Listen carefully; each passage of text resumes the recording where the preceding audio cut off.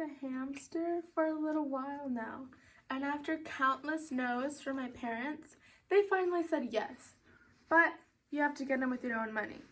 And that's a pretty sneaky way of saying no. So I had to get even sneakier. So with my allowance saved up, I now present to you how I got my hamster on a budget. Hi, I'm Cabrera. I'm 13 years old and I'm from the Lee County Crazy Quilters Club. And this is Edmund. He's my hamster, and it took quite a journey to get him. And so I have simplified that journey into a few easy steps. And along the way, I'll show you how I learned how to save money. The first step is research. Now, I did research for every other step, but this essential step is dedicated to researching the hamster and their lifestyle. It's important you do this so you don't impulse buy a hamster, because no one impulse buys a child. And so you just need to research the lifestyle. Like, for example, hamsters live up to 2 to 3 years. They can't be bathed.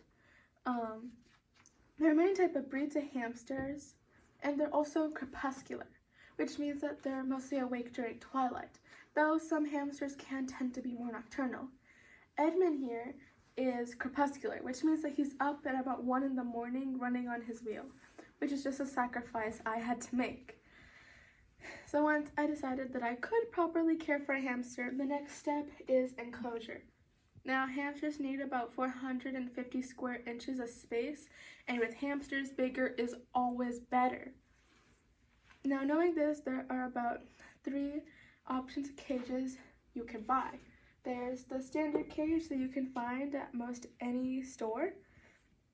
There's an aquarium, and there's bin cages. So, since these cages are so common, I decided to research them first.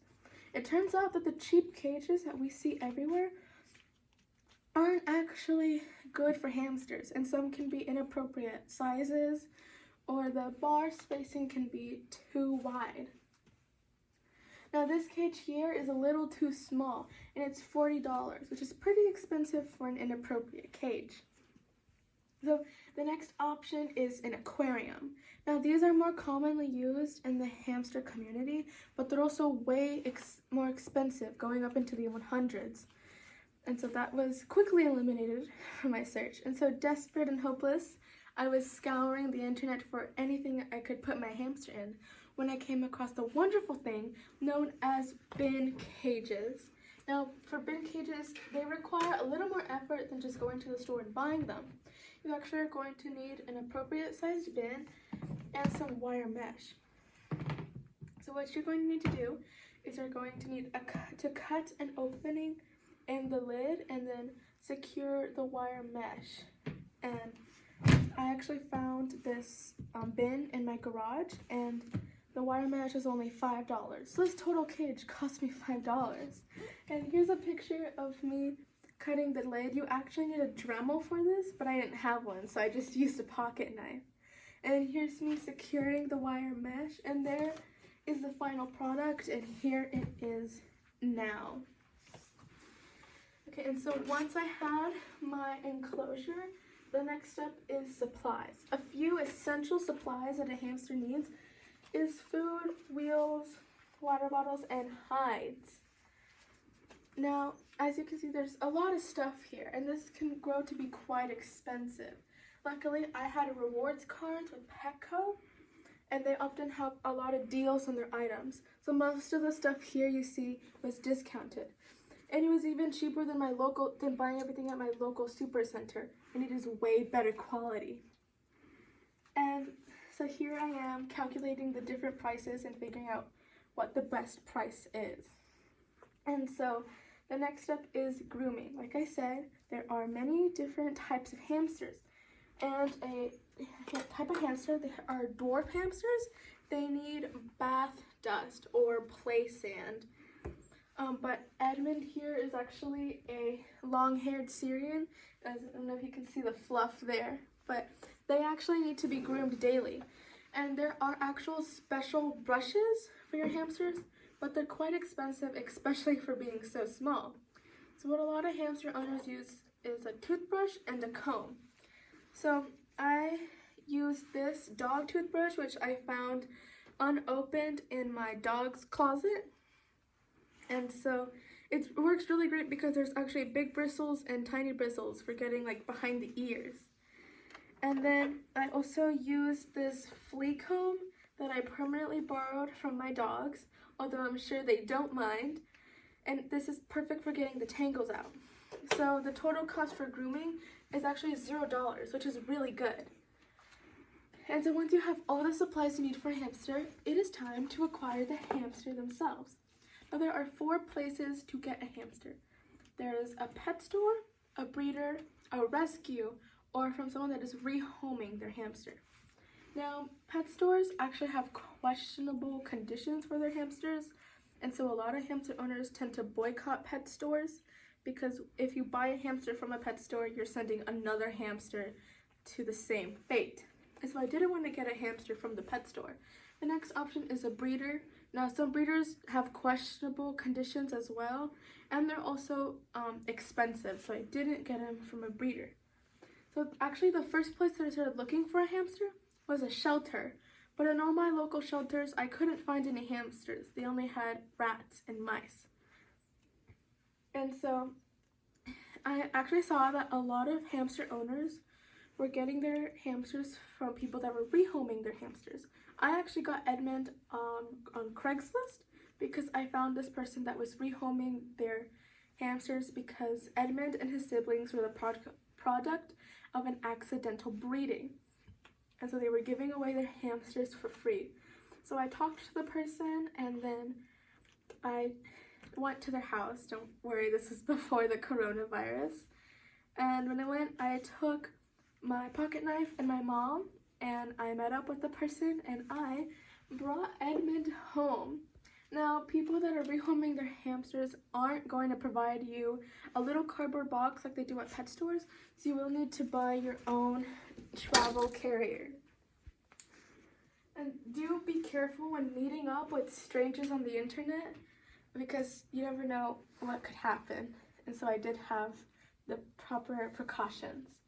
And so the next step is vet care. Even though I put this after hamster, vet care is not an afterthought, and it is a responsibility to the hamster owner to provide vet care.